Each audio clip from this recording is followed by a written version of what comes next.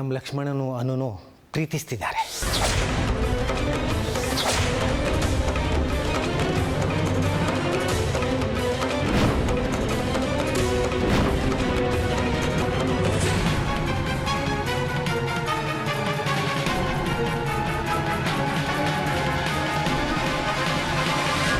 ಅವರಿಬ್ಬರು ಮದುವೆ ಮಾಡ್ಕೋಬೇಕು ಅಂದ್ಕೊಂಡಿದ್ದಾರೆ.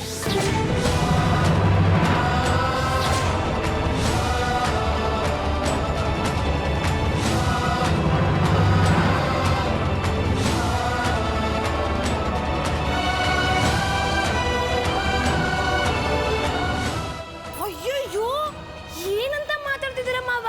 ನಿಮ್ಗೆ ತಲೆ ಕೆಟ್ಟಿದೀಯಾ? ಸುಮ್ಮನಿರಮ್ಮ ಸ್ವಲ್ಪ ಹೊತ್ತು.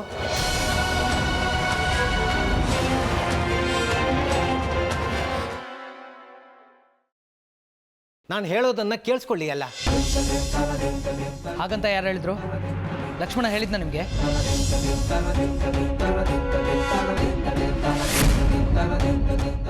ಯಾರು ಹೇಳಿದ್ರೆ ಏನು? ಇದು ಆಗ್ಬೇಕಾಗಿರೋ ಕೆಲಸ. ಇದಕ್ಕೆ ನಾವು ಒಪ್ಪದೆ ಹೋದ್ರೆ? ಹೌದು ಬಾವ, ನಮ್ಮ ಒಪ್ಪಿಗೆ ಇಲ್ಲದೆ ಇದ್ರು ಇವ್ರು ಮದುವೆ ಮಾಡ್ಕೋತಾರಂತ.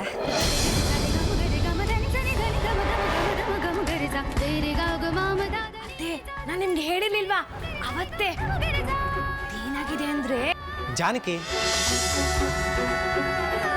ಎಲ್ರಿಗೂ ಒಂದು ನಿಮಿಷ ಸುಮ್ಮನಿರೋಕೆ ಹೇಳಪ್ಪ. ಪವಿತ್ರ, ಅಣ್ಣ ನೀನು ಹೇಳು. ಇವರಿಬ್ಬರು ಪ್ರೀತಿಸ್ತಿರೋದು ನಿಜ, ಮದುವೆ ಮಾಡ್ಕೋಬೇಕು ಅಂದ್ಕೊಂಡಿರೋದು ನಿಜ.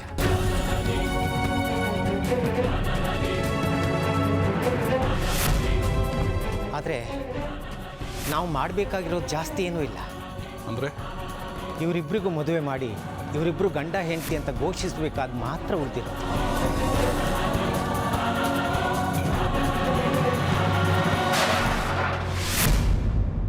ಓಹೋ, ಇವರಿಬ್ರು ಈಗಾಗಲೇ ಮದುವೆನೂ ಮಾಡ್ಕೊಂಡು ಬಿಟ್ಟಿದ್ದಾರಾ?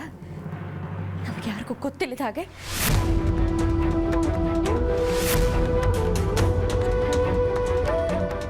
ಏನಪ್ಪ ಲಕ್ಷ್ಮಣ್, ಇಷ್ಟೊಂದು ಮುಂದುವರೆದ್ಬಿಟ್ಟಿದ್ಯಾ ನೀನು?